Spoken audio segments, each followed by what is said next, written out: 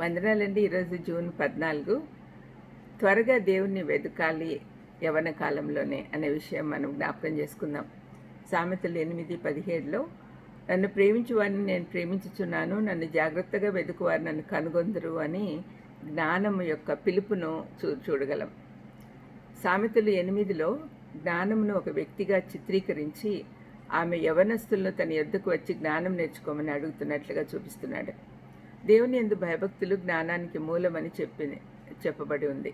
జ్ఞానానికి మూలం యేసుప్రభువే కాబట్టి ఈ వాక్యంలోని రెండో భాగము ప్రభువే మనల్ని పిలుస్తున్నట్టుగా అనుకుందాం. యవన కాలమందు దేవుని కాడి ఎత్తుకొని ముందుకు వెళ్ళేవాడు ధన్యుడు అని మనకు తెలుసు. అటువంటి వారిని గురించి ధ్యానిద్దాం. ఒక వయసు మళ్ళిన వ్యక్తి రక్షింపబడ్డాడని విన్నప్పుడు మనం అది చాలా ప్రత్యేక విషయంగా ఎందుకు అనుకుంటాం? ఇది సామాన్యంగా జరగదు, చాలా తక్కువ సందర్భాల్లో జరుగుతుంది. కాబట్టి ఇది చాలా గొప్ప విషయంగా భావించడం చేత చాలామంది ముసలితనం వచ్చే వరకు దేవుని యొద్దకు రాకుండా ఉండే ప్రమాదం కూడా ఉంది అని తెలుసుకోండి. రక్షింపబడిన వారిలో అనేకులు యవన కాలంలోనే రక్షణలోకి వచ్చారు. చాలా వరకు 13 నుంచి 20 సంవత్సరాల వయసులోనే.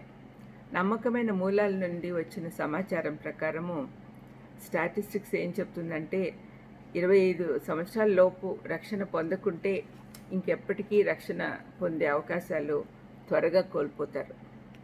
ఎక్కువసార్లు సువార్త తృణీకరించే కొద్దీ దాన్ని అంగీకరించే అవకాశాలు తగ్గిపోతాయి. అందుకే బైబిల్లో నన్ను జాగ్రత్తగా వెతికేవారు నన్ను కనుగొందురు అని రాయబడి ఉంది.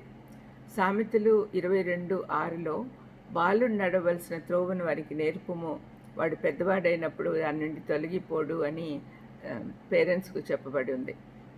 జీవితంలో పెందరాలే దేవుణ్ణి వెతుకుటకు ఇంకొక కారణం కూడా ఉంది.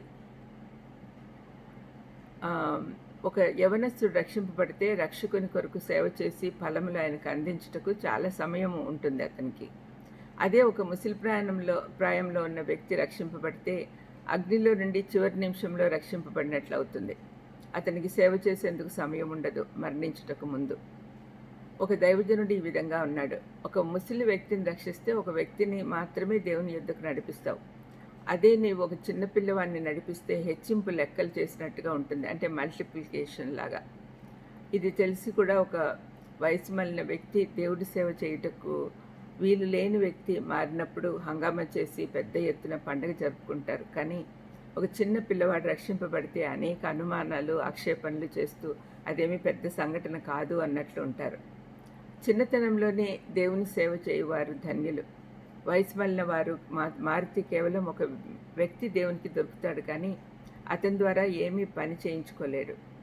అయితే దేవుని మహాకృప వల్ల నేను పెద్ద వయసులోనే మారుమనసు పొందినా కూడా దేవుడు నన్ను అద్భుతంగా వాడుకుంటున్నాడు. అనేకులను దేవుని రాజ్యంలోకి తెచ్చేదానికి అనేక విధాలుగా ఉపయోగపడుతున్నాను. అందుని బట్టి నేను ఎప్పుడు కూడా దేవునికి కృతజ్ఞతలు చెప్తూ ఉంటాను.